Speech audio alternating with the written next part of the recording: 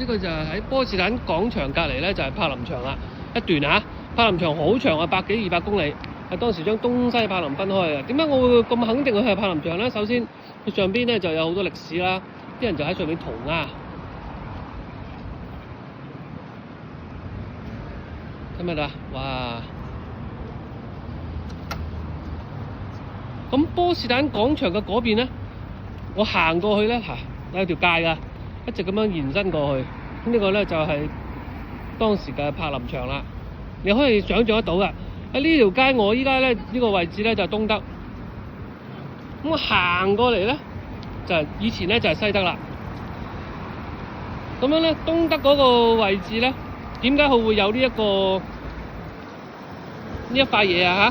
就因為防止啲，因為呢個西德啊嘛，西德啲坦克可以衝過嚟噶嘛。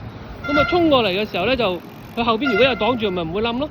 咁啊西德人咧就唔會覺得佢哋東德啲人會衝過嚟噶嘛，因為呢埲牆係東德起噶嘛，咁所以咧就有咁樣嘅設計啦。東西德之分就係以前就係咁樣噶啦。